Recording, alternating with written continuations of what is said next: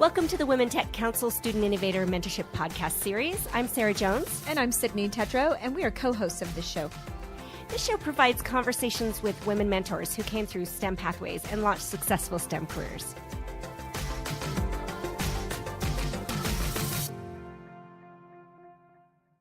We are here with Elena Balasa on our mentorship podcast series, where we're really talking with women who have STEM degrees. We get the opportunity to learn a little bit about you and your story. Why don't you introduce yourself? Tell us a little bit about your degree as we go through this. Hi. I'm really glad to be here. It's an honor. I came in U.S. from Romania in 2004.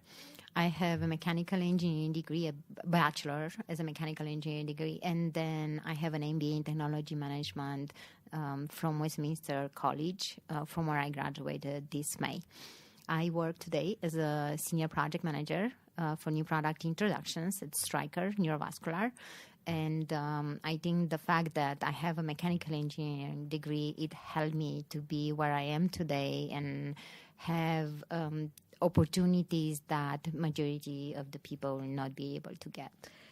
So following on to that, as you've built this career in the STEM fields and with your degree, what's one of those career highlights that you've had? What's one of your favorite things or opportunities that you've had because of your STEM degree over the course of your career? I had quite a few. The first one that I get in Romania was being able to work and lead a business in Romania. And then eventually when I ended up in US, the jobs that I loved the most were the Lean lead engineer in Futura, where I implemented Lean in all the plant, working as an operations program manager for electric communications, where we're building communication systems that were extremely complicated.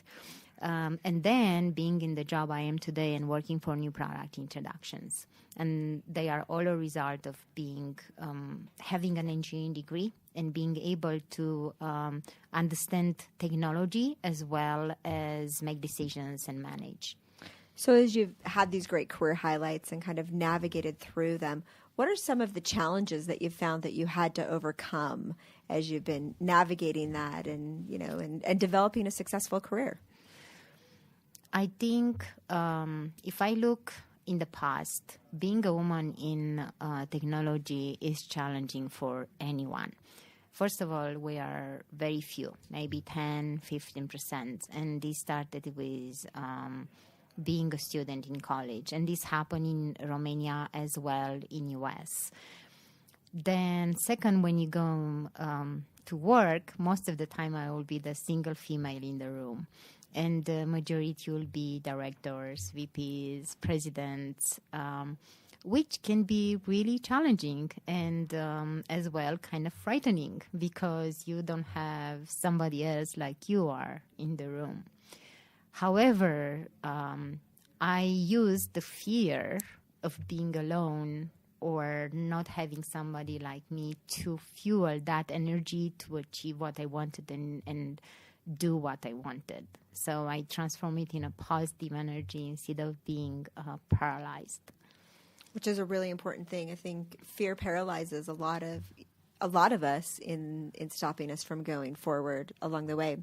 So as you think about those kind of things, you know, and you think about all of these great young women who are in the midst of their STEM degrees and they're trying to make their way through to the end, what's one of those things you wish you would have known back when you were in college? What would you tell yourself today, as they're and even think of those young women today? Like, what do we tell them today to make them see the great potential that lies with the degrees they're pursuing? I think I was worried too much to be perfect. As well, I was worried too much that I was only one of a few. And if I will be a student again today, and I experienced this in the MBA in technology management, where I was one of the one or two females in the class, I was like, man, I am really good.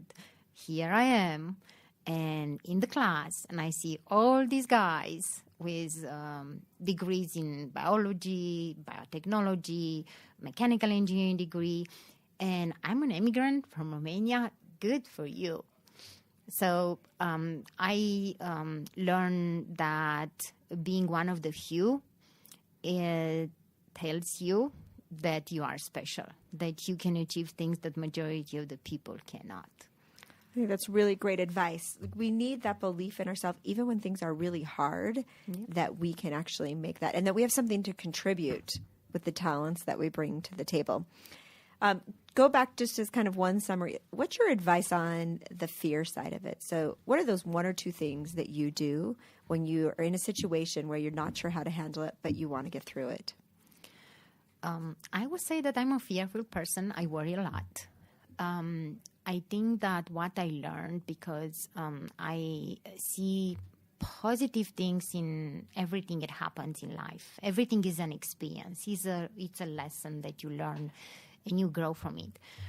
I try to understand why am I fearful for, instead of just marching through the feelings and through the challenges. I'm trying to understand, why am I fearful for? Is it because of me?